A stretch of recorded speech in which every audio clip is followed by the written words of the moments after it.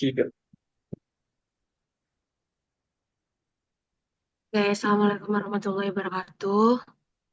Waalaikumsalam warahmatullahi Oke, kali ini kita ketemu lagi buat ngerjain tugas kelompok buat ganti tatap muka, yaitu kita disuruh nyari sebuah kasus mengenai keputusan pengadilan yang tidak memenuhi rasa keadilan masyarakat.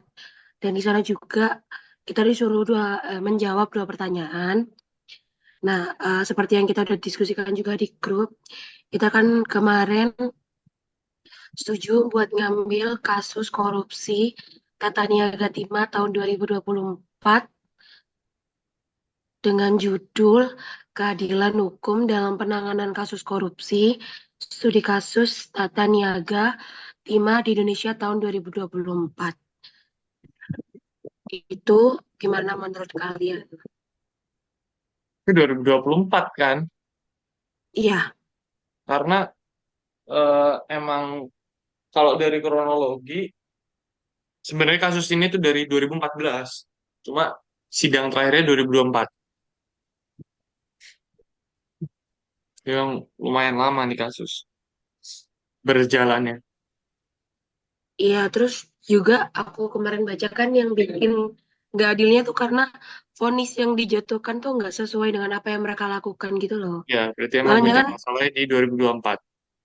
mm, banyak yang bereaksi kalau ini tuh nggak setimpal aja gitu, nggak adil aja sama apa yang telah mereka lakukan dan kerugian yang mereka sebabin itu menurutku emang sesuai dengan tugas yang mau kita kerjain gitu.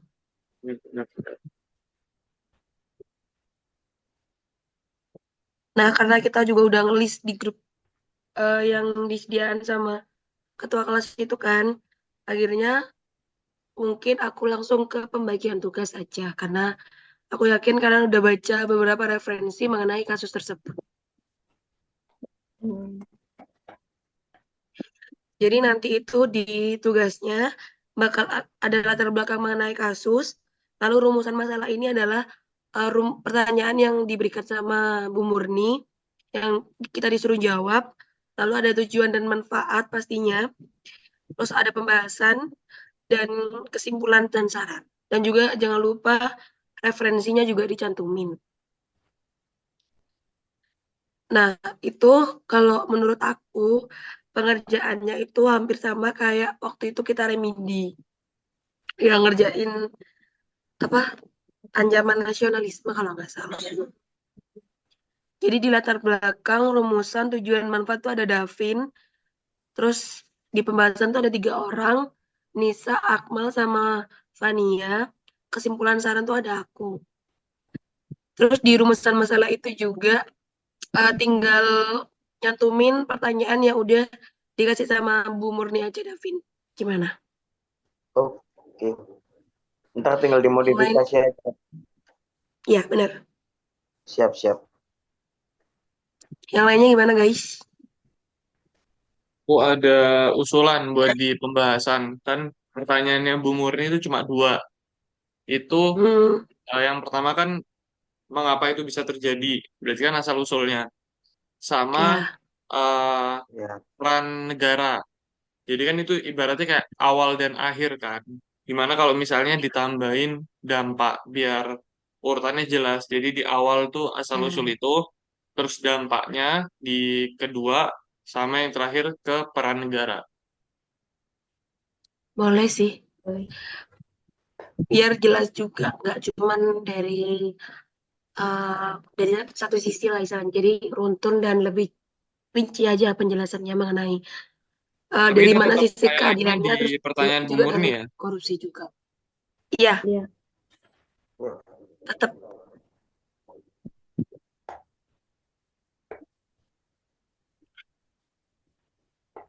Masih ada lagi kah yang mau dibahas sebelum kita masuk ke pengerjaan? Cukup dari aku. Cukup sih. Pengerjaannya Oke, kayak kalau biasanya ya.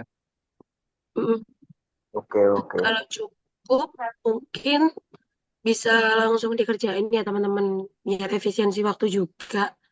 Soalnya kan udah mau mepet deadline juga. Biar nanti nggak keburu-buru buat ngecek Turnitin sama ngedit video ini. Siap, siap. Oke.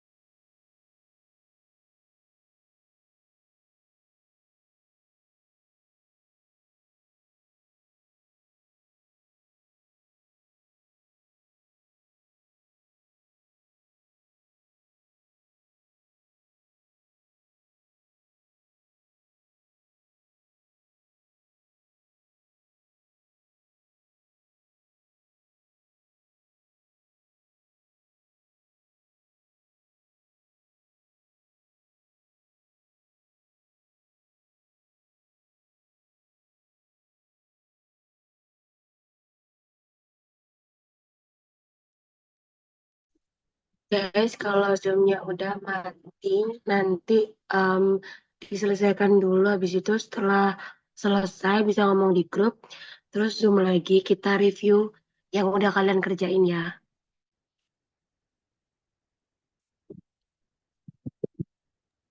Oke, Zalfa. Oke, oke, oke, oke.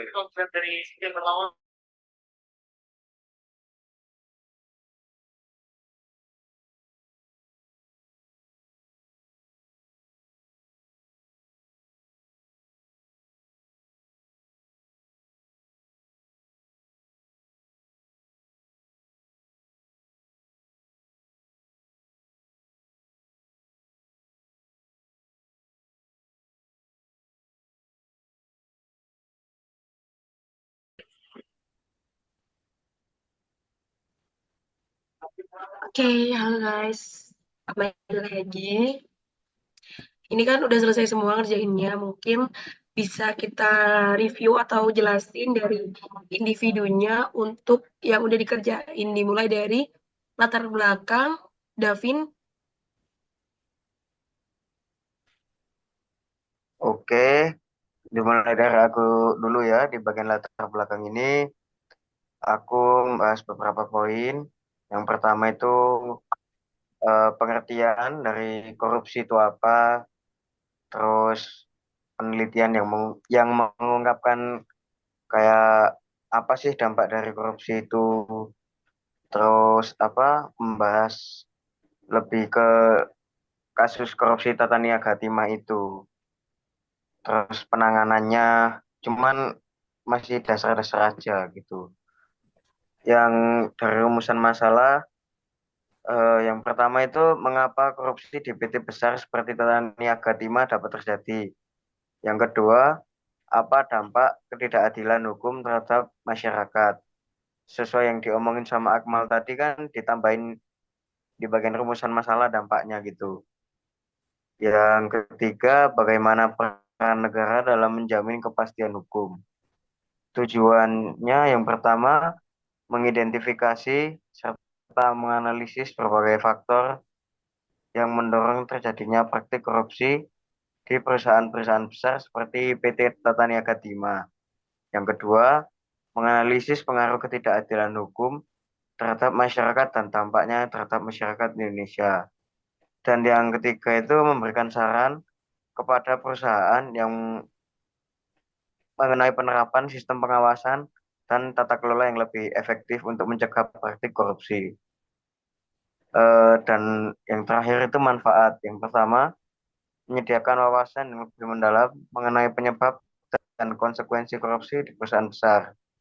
Yang kedua, meningkatkan kesadaran di kalangan masyarakat dan pemangku kepentingan tentang pentingnya transparansi dan akuntabilitas.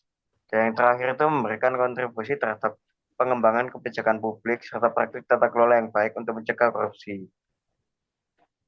Udah, itu aja kalau dari aku. Mungkin ada tanggapan atau gimana?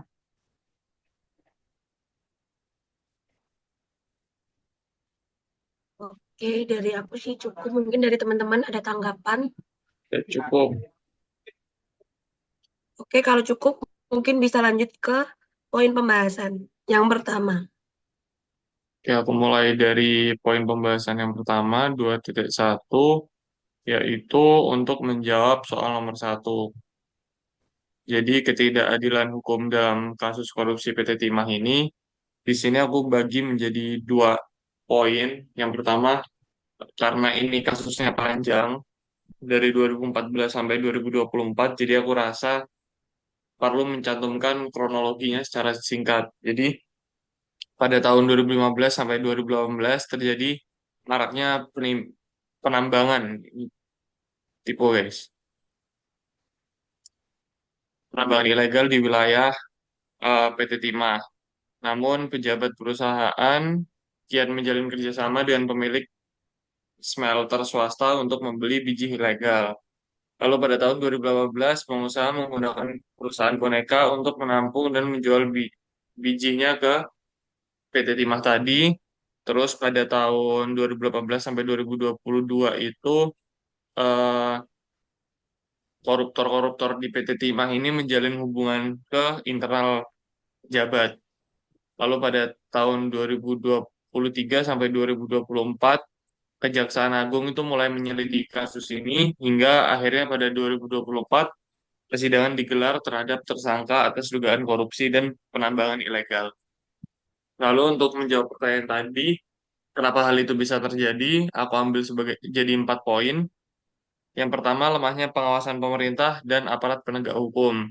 Jadi, karena pengawasan ini begitu lemah, sehingga praktik ilegal seringkali tidak terdeteksi dalam waktu kurun yang lama. Jadi kayak kasus ini aja kan udah dari 2015 start sampai 2023 baru diselidiki. Itu kan udah berapa miliar yang hilang. Serta aparat penegak hukum seringkali cenderung pro ke pelaku bisnis dan tidak independen. Nah, ini biasanya karena ada suap dan sebagainya. Lalu yang kedua, persekongkolan antara pejabat, pengusaha, dan aparat. Adanya kolusi antara pejabat pemerintah, pengusaha tambang ilegal, banyak tipu ya jadi timbang, dan aparat penegak hukum, sehingga pelaku korupsi justru terfasilitasi dan terlindungi. Perusahaan boneka dan modus manipulasi data produksi terbiarkan berjalan begitu saja karena kesetaraan aktor-aktor penting tadi, kayak pejabat internal dan sebagainya. Lalu yang ketiga, sistem pemerintah dan regulasi yang lemah. Dengan kurangnya transparansi, akuntabilitas, dan ketatnya pengawasan dalam birokrasi, serta lemahnya regulasi membuka celah untuk penyalahgunaan wewenang. serta sanksi hukum yang ringan dan tidak konsisten juga turut berkontribusi dalam ketidakjeraan pelaku. Jadi karena yang kita tahu ada yang di penjara disiksa, ada yang di penjara main HP, ada yang kelas VIP dan sebagainya. Jadi orang-orang yang terfasilitasi penjara yang kayak gitu ya pasti nggak jerah karena hukuman yang dia dapat dengan perlakuannya itu sangat-sangat nggak setimpal gitu loh. Jadi yang dikorupsi itu udah miliar-miliaran, ratusan miliar, tapi penjaranya itu ya VIP lah sebutannya kayak enak gitu. Terus yang keempat ada diskriminasi dan ketidakmampuan aparat. Penegak hukum yang diskriminatif menyebabkan ketidakadilan di mana pelaku yang memiliki kekuasaan atau koneksi lebih mudah lolos atau mendapat hukuman ringan. Aparat yang aparat hukum yang berintegrasi rendah sering melakukan pelanggaran hukum seperti suap dan intimidasi tadi itu. Udah itu aja dari aku, dari kalian gimana? Dari aku udah sesuai karena itu udah menjangkau banget karena kan di awal udah dijelasin tadi alasannya kenapa dikasih kronologi terus kayak rinci banget penjelasannya menjangkau juga mengenai materi kita tentang keadilan. Jadi udah sesuai. Oke, Setuju sama Oh, jawaban. cukup mal, cukup. Oke, kalau gitu Oke, lanjut kalau ke yang kedua. yap benar. Oke, yang kedua itu dampak dari ketidakadilan hukum terhadap masyarakat di Indonesia. Nah, ketidakadilan hukum kasus korupsi PT Timah ini berdampak bagi berbagai macam faktor. Selain menunjukkan lemahnya sistem peradilan di Indonesia, kasus ini juga berdampak seperti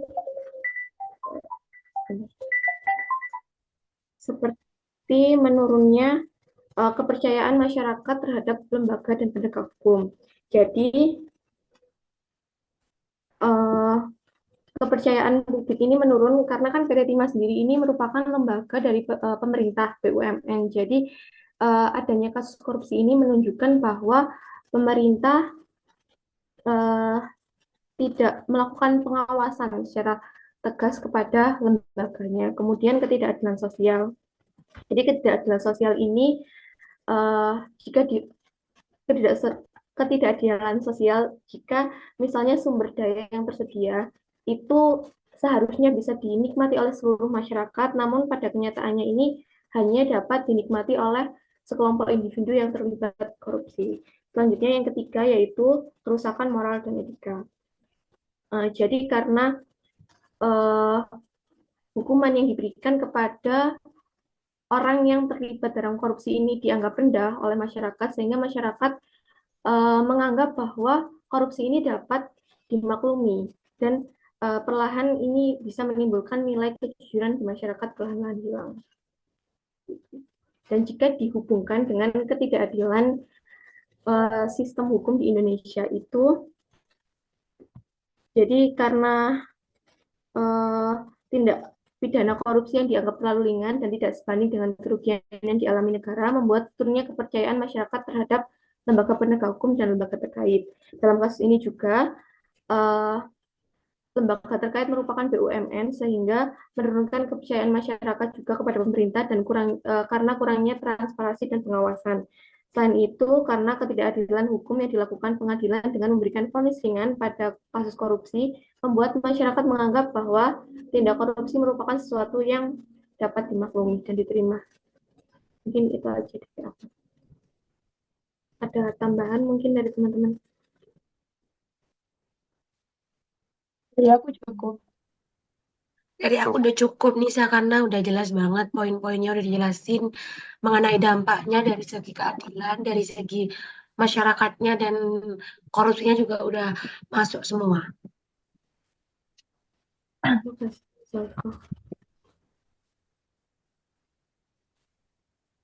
Kalau dicukup kan bisa lanjut ke poin 2.3.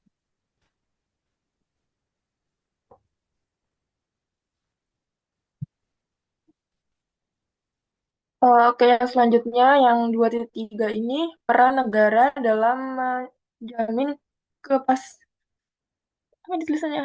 Peran negara dalam menjamin kepastian hukum. Jadi negara ini kan juga berperan penting dalam menjamin kepastian hukum agar proses penegakan hukum berjalan adil dan transparan, khususnya dalam kasus yang kita ambil ini tentang korupsi tata niaga timah.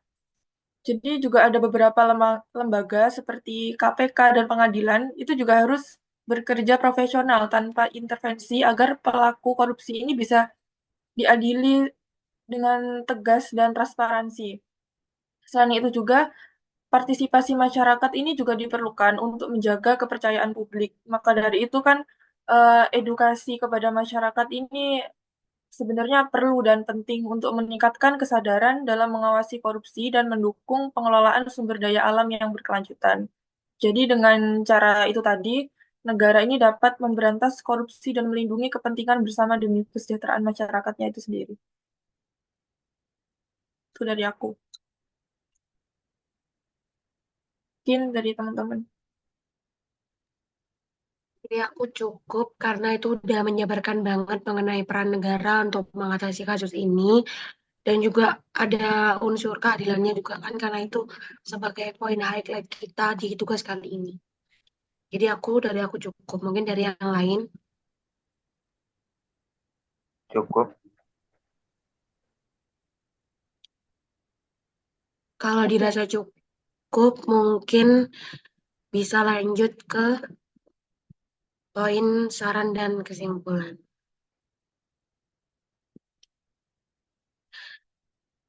Nah, di kesimpulan ini, pertama aku langsung menyimpulkan mengenai di dalamnya ini, kayak kan kita bahas kasus tata niaga timah tahun 2024, ternyata baru terungkap mengenai ada praktik di perusahaan skala besar seperti PT Timah yang berakar pada pengawasan negara dan aparat penegak hukum yang kurang optimal.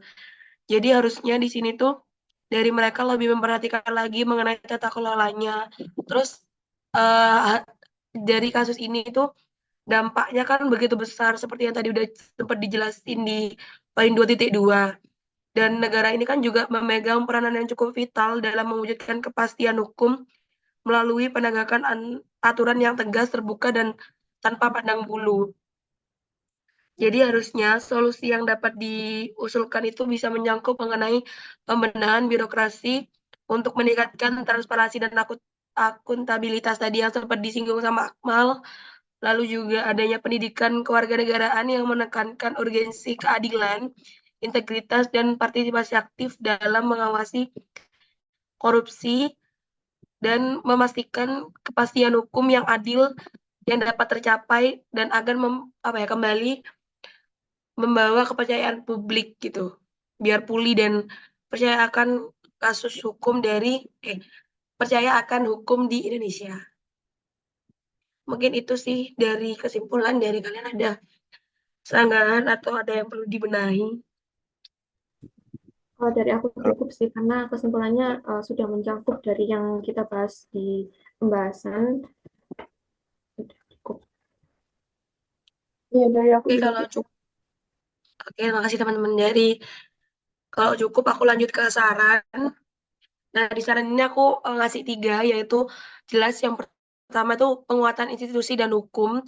Negara perlu mempertegas independensi aparat penegak hukum serta mereformasi sistem peradilan agar lebih transparan dan akuntabel dalam menangani kasus korupsi tanpa diskriminasi demi mewujudkan keadilan yang substantif.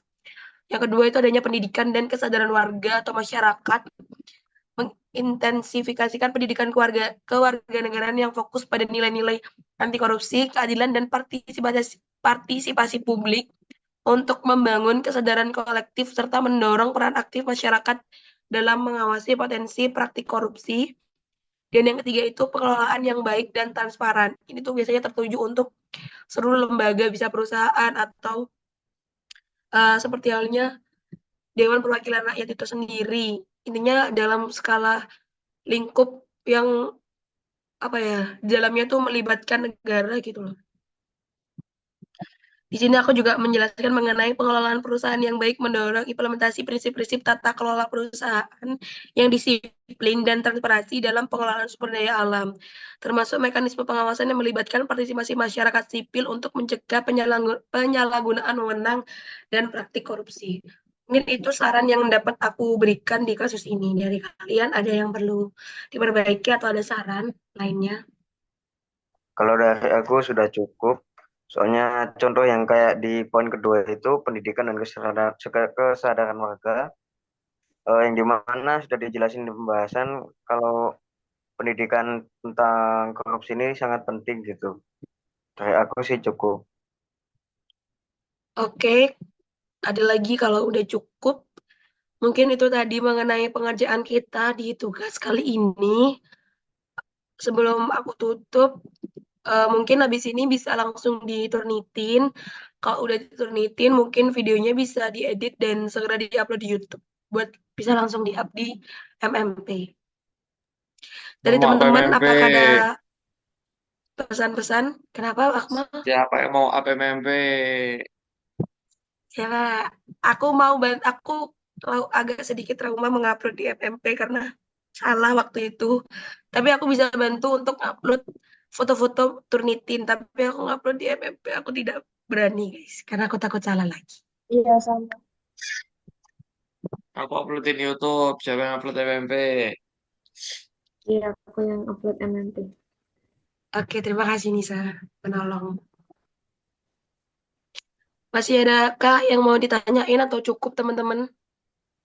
Udah cukup. Cukup. Cukup. Oke, kalau cukup, aku tutup. Sekian untuk pengerjaan tugas kita. Terima kasih banyak partisipasinya. Sampai ketemu di Senin depan. Oh ya, remedi-remedinya udah di-upload belum? Besok aku Oke baru deh, free. Sumpah besok aku baru free. oke deh. Soalnya deadline tanggal 21. Ya besok. Insya Allah. Oke. Makasih ya teman-teman. Aku tutup. Assalamualaikum warahmatullahi wabarakatuh. Makasih. Waalaikumsalam. Waalaikumsalam warahmatullahi wabarakatuh.